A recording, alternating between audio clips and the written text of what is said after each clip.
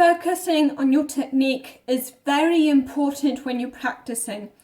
However, it's the last thing you want to do when it actually counts, when it matters that you perform very well because it's, let's say, an exam or a match. In the Olympic Games in 2008 in Peking, Lolo Jones was very, very close to winning. She was way ahead of everyone else.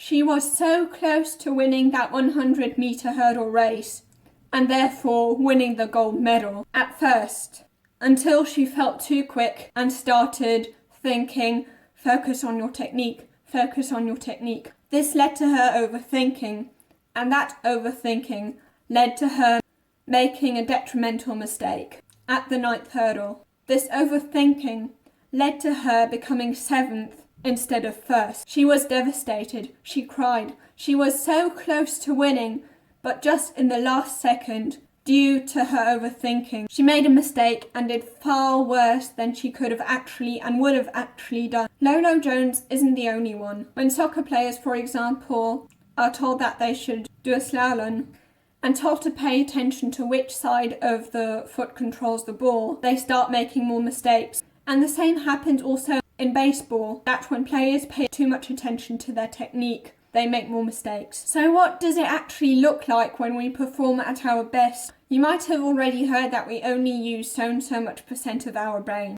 and how incredible it would be if we used 100% of our brain. However, this assumption is as far away from the truth as it can be. Actually, when we use it less, then we perform better. For example, there was this study on rats, where rats were put into a T-shaped maze. And in this T-shaped maze, there was a piece of chocolate on the left end. As they practiced, as they learned more and more how they could get there more quickly, the faster and faster they managed, the less their brains were actually working. They had practiced so often that it had become an automatic behaviour. And these types of behaviours use up very little energy because it's mostly the subcortical regions that take care of these automated behaviours, and they use up very little energy. There was this little experiment David Eagleman did. He's a neuroscientist. He competed with a world champion at cup stacking, yes, that actually exists, and Austin Neighbour managed to build 3 symmetric pyramids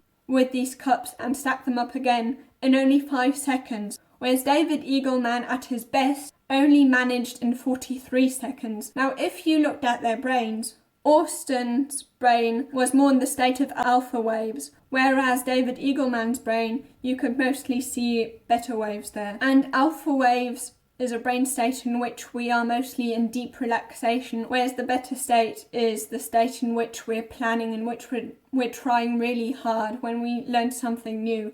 This state in which we perform so well, by the way, is called flow. Flow is a state in which your prefrontal cortex is pretty much shut down. In this state, there's a state of hypofrontality. A 15% increase in flow can actually double productivity. In the inner game of tennis, Timothy Galway wrote, "I found self 1, the verbalizing, thought-producing self is a lousy boss when it comes to controlling the body.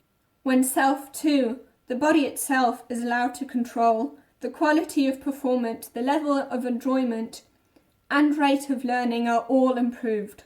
And that is exactly the reason why we want to turn thoughts about our technique or in general overthinking off when we are trying to perform at our very best, when it actually counts. Because when it counts, when you're in an exam or in a match, there's already so much pressure involved. There's already so much stress in your system, and having even more thoughts about your technique or overthinking in general is only going to stress you even more, and therefore your performance is going to get worse.